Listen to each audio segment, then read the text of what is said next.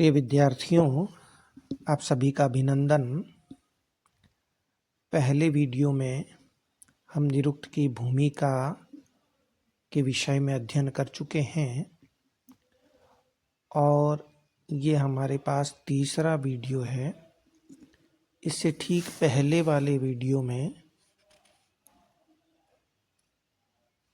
यास्क ने कहा था कि समामनाय समामनाता, यानी वैदिक शब्दों का जो कोश है वो समामनात हो चुका है, संग्रहित हो चुका है।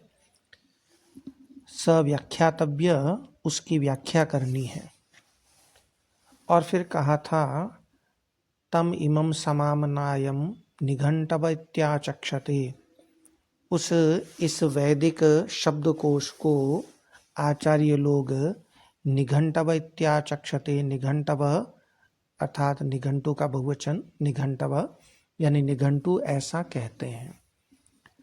अब इस वीडियो में हम देखेंगे निघंटु शब्द कैसे निष्पन्न होता है। निघंटु शब्द की व्युत्पत्ति, निर्वचन जानेंगे। तो निघंटु शब्द की व्युत्पत्ति या निर्वचन क्या है, यह बताने के लिए यास्क पहले स्वयं प्रश्न करते हैं। वो प्रश्न करते हैं निघंटव कस्मात्, यानी जो वैदिक शब्दकोश है जिसको समामनाय कहा गया है उसको निघंटु क्यों कहा जाता है, ये प्रश्न किया। यहाँ इस प्रश्न के दो अभिप्राय हो सकते हैं। निघंटव कस्मात् कि निघंटु कैसे, निघंटु नाम कैसे पड़ा। तो इसके दो अभिप्राय हो सकते हैं। एक तो यह कि निघंटु शब्द किस धातु से बनेगा। दूसरा यह अभिप्राय हो सकता है कि समामनाय का निघंटु नाम क्यों पड़ा, उसकी किस विशेषता के कारण इसे निघंटु नाम दिया गया। प्रिय विद्यार्थियों, यों तो निघंटु शब्द जो है वो रूढ़ है और कोश का वाचक है, इसलिए उसके प्रकृति प्रत्यय के बारे में विचार करना उन वैयाकरणों की दृष्टि में अनावश्यक है जो ये मानते हैं कि कुछ ही शब्द धातुज हैं, सारे शब्द धातुज नहीं हैं। परंतु यास्क उन विद्वानों में से है जो सभी शब्दों को धातुज मानते हैं और इसी कारण उन्होंने अपने दूसरे अध्याय में कहा है अर्थ नित्य परीक्षेत, यानी अर्थ का ध्यान रखते हुए जो रूढ़ शब्द हैं उनका भी निर्वचन करना चाहिए। भले ही धातु और जो निर्वचनीय शब्द हैं उसमें कोई समानता हो अथवा न हो। तो इस दृष्टि से यास्क ने यह प्रश्न किया है निघंटव कस्मात् कि निघंटु नाम कैसे पड़ा, और फिर उत्तर भी स्वयं देते हैं। पहली व्युत्पत्ति हमारे सामने आती है। निघंटु को निघंटु क्यों कहते हैं, इसके लिए तीन व्युत्पत्तियां यास्क ने दी है। तो पहली व्युत्पत्ति क्या है, पहली व्युत्पत्ति ये है निगमा इमे भवन्ति। इमे ये जो शब्दकोश में आने वाले जो शब्द हैं, ये जो संग्रहित शब्द हैं, ये निगमा भवन्ति, ये निगम होते हैं। निगम का मतलब है नि उपसर्ग पूर्वक गम धातु से बना हुआ शब्द है और इसका अर्थ होता है अर्थबोधक, यानी ये संग्रहित शब्द अर्थबोधक भवन्ति होते हैं। अर्थबोधक क्यों होते हैं, क्योंकि छंदोभ्य समारत्य समारत्य समामनातः। आगे यास्क क्या कहते हैं कि छंदोभ्य समारत्य समारत्य समामनातः, क्योंकि ये छंदों से अर्थात वेदों से, वेद का ही नाम एक छंदस भी है, इसीलिए पाणिनि अपने कई सूत्रों में छंदसी शब्द का प्रयोग करते हैं कि छंदसी यानी वेद में ये शब्द है। तो छंदोभ्य, छंदों से अर्थात वेदों से, समारत्य समारत्य, चुन चुन करके समामनाता संग्रहित किए गए हैं। चूँकि वेद के शब्द सार्थक हैं और वहीं से ये शब्द चुन चुन करके लिए गए हैं, समामनाएं बनाया गया है, शब्दकोश बनाया गया है और इसको निघंटु कहते हैं। क्यों? क्योंकि ये शब्द जो हैं वो निगमा भवंती, अर्थबोधक होते हैं। ये जो पहली व्युत्पत्ति दी,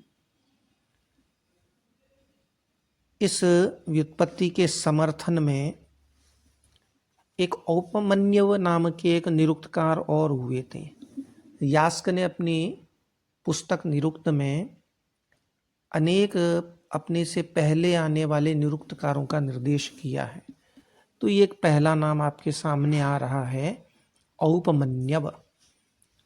औपमन्यव संभवतया उपमन्यु की संतान थे और उपमन्यु की संतान होने के कारण ही इन्हें औपमन्यव कहा गया था।